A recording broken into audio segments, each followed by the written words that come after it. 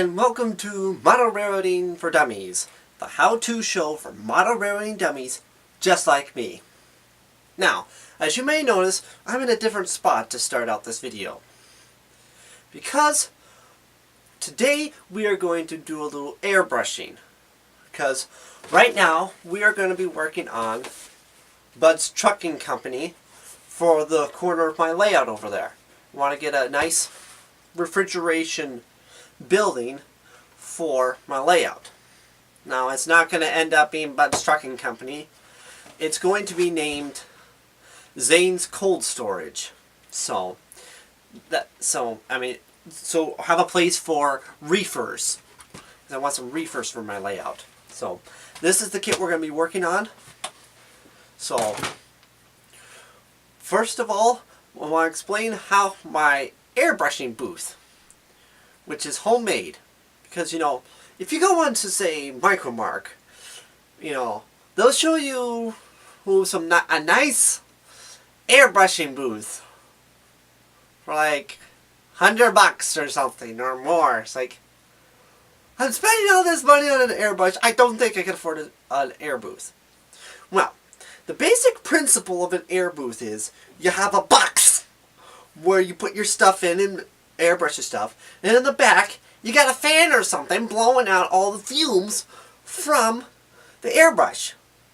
Well, that is what we got here. I've got basically a simple box here using scrap wood. I got plywood and some, I think, basically 1x2s, but I think they were 1x4s, so I split in half.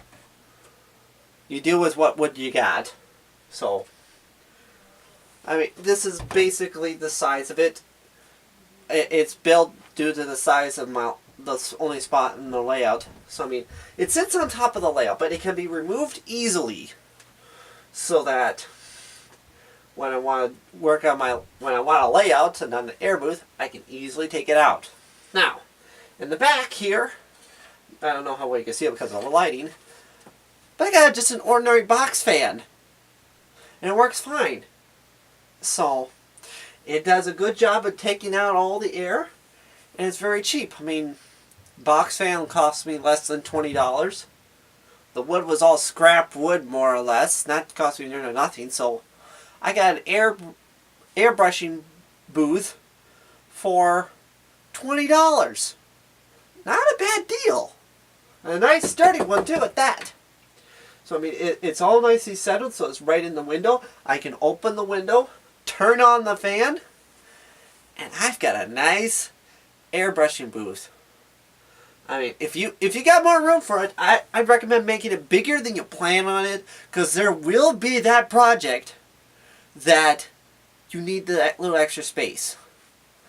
I had to deal with what space I had.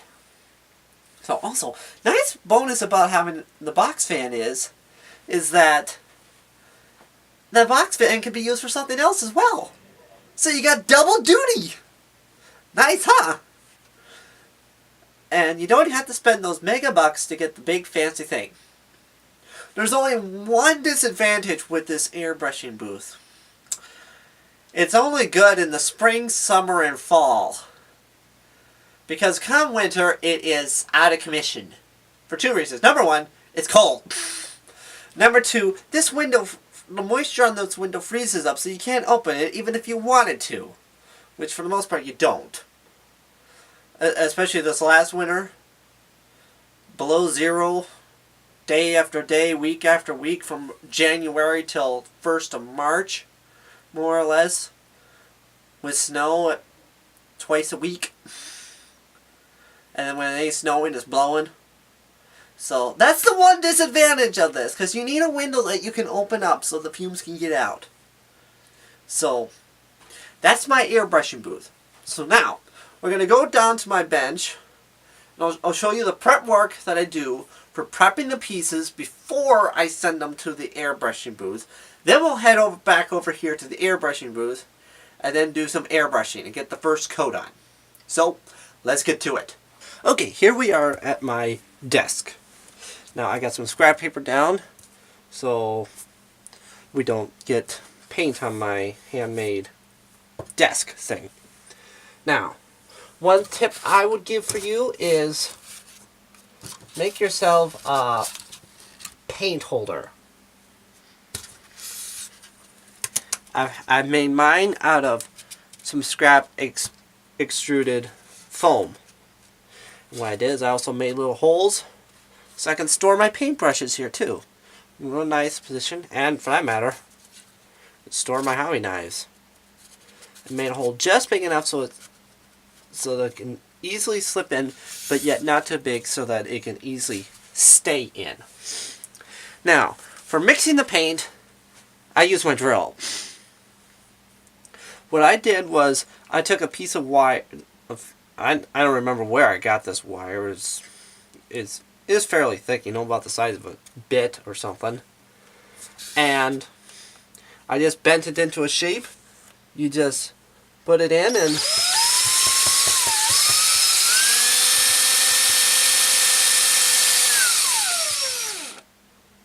voila! She's mixed up. Really nice. Sure beats shaking or buying a regular paint mixer, because chances are if you're a model railroader, you probably have a drill of some sort. In which case you already have a paint mixer. So, the paint that we're going to be using is Vallejo White. So, number 71.001. So I'm using their Model Air here. That's the color we're going to be using for our building. Now, before you do any painting, I would recommend you find out what parts need to be painted what. So, I would encourage you to read the instructions and find out. Now, this Bud's Trucking Company thing it's very variable, so they give you extra parts and stuff, and you can make it pretty much however you want. Okay, so first thing we need to do is cut out the pieces that we need to paint.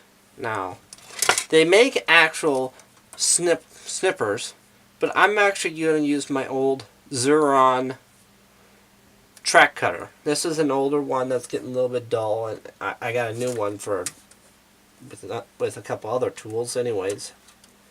So I had an extra one, so I'm using this for cutting out pieces from the sprues. It works really well.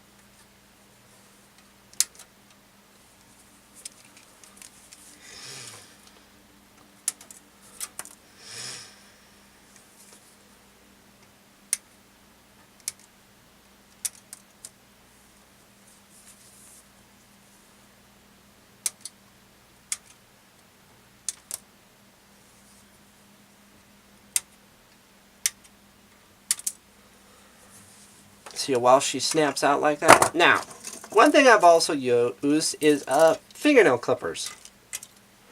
That can also be used as well, although they tend to be not quite as handy. They don't work quite as well. But if you don't have anything else, they do work. Especially for delicate parts. I really prefer to use the fingernail clippers for more delicate parts. The real small parts. But for these bigger pieces, this track cutter works fine. Okay, that's all those pieces.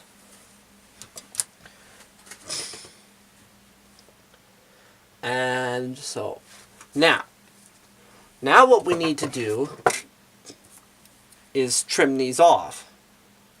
Also, one thing to note, you can also keep the parts in the sprues if you want to and paint them on that. Especially if you've got smaller parts, that's easier to handle. But considering the fact that most of the parts in that sprue are not going to get painted or get painted a different color, I'm going to cut them out. Now, we got some flash here on the molding process. You can just use a hobby knife carefully and scrape off all the extra. Now, like with these little bumps here, once again, you can go in with a fingernail clipper, and it can get really fairly close like that. and then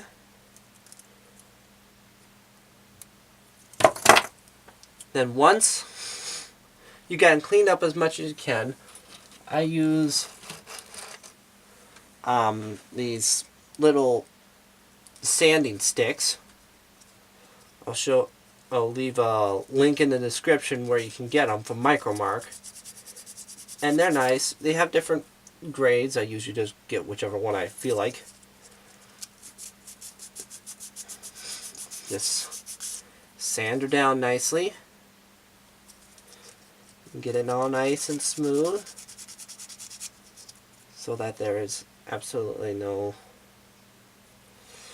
spots. There. Now it's all nicely sanded and ready for the spraying booth.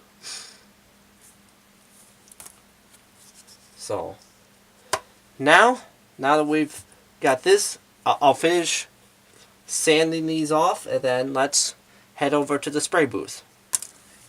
Okay, here we are at my spray booth, or what I made for a spray booth. Now, I've got the pieces here, all the pieces that I'm going to need for painting. Now, as you notice here, they look somewhat painted.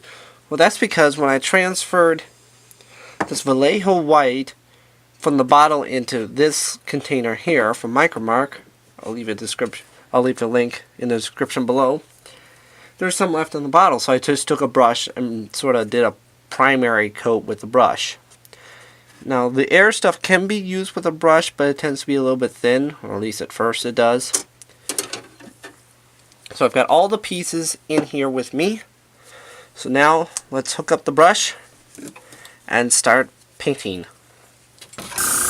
Okay, we're ready to brush. As you can see, I got the fan on, so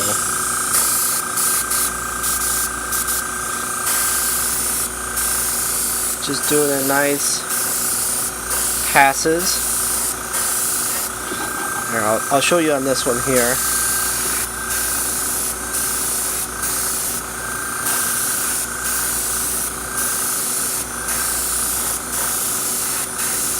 You can adjust the airbrush however you see fit. Now, one thing you're gonna want to make sure you do is you get all angles, so that one side. So now we're gonna spray this from this side so that the ribs can get even coverage.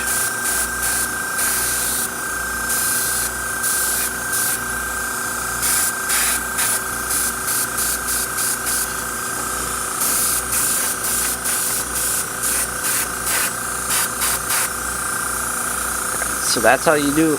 It's nice for the big ones. With these two pieces here, they've got cement painted, a Vallejo cement color. So I got them painted with some painter's tape.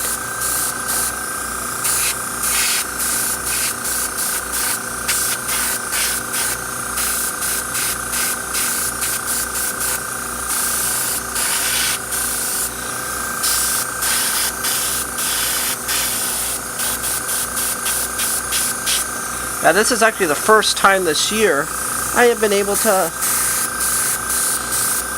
do some spray painting, because I was able to do a little bit last December when we had a warm spell. But I mean, the problem with using this system here is it tends to be a little bit chilly when it's chilly out for some reason.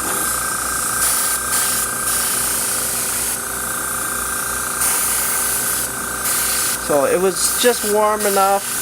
Well, I mean, it was still below freezing, but for a short period of time it was fine. Then after that, we got a really cold spell, and I mean, after the first part of January was fairly decent, but then after that it was in the negatives for most of the rest of the up until March.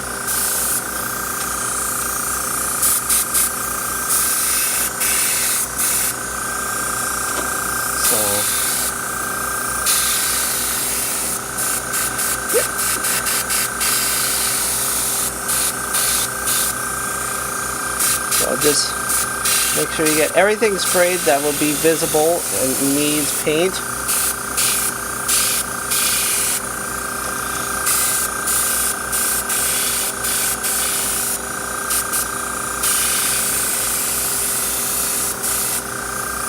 I guess they recommend not trying to do too much at once. I guess I have a tendency to try and get everything done in one go,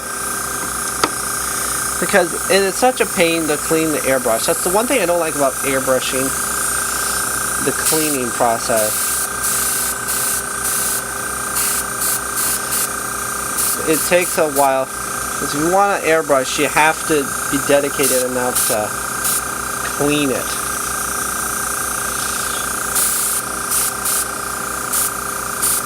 A little bit like your teeth. If you want to keep them for a long time, make sure you clean it good.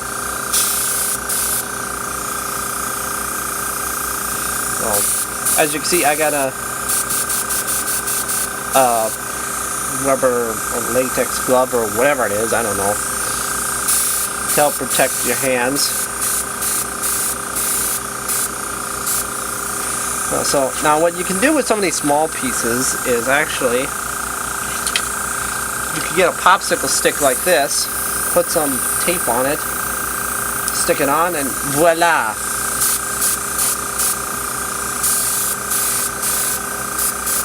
Makes it a little bit easier. I'm not exactly sure how these smaller pieces here will be going on the model itself, so I want to make sure all the sides are painted.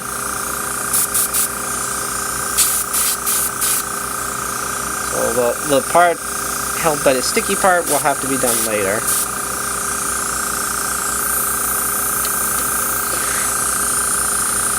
So just work your way through them,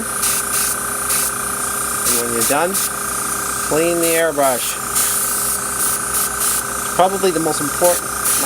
It's probably the most important thing about airbrushing is the cleaning process, which is why I don't care to do it. But the coverage is so nice for the most part. I just cannot resist using an airbrush because the results are so much nicer. Now I'm going to continue airbrushing these, so then I'll clean out my airbrush, and the next time we can start putting them all together. Okay, the first coat is now done, and between now and our next video I'm going to do the second coat. And then after the second coat's done, then we can start putting the model together. So, if you like this video, please feel free to leave a like or subscribe. And if you do subscribe, make sure you hit the little bell icon so you can receive future notifications when I release new content. So until next time, keep your train on the tracks.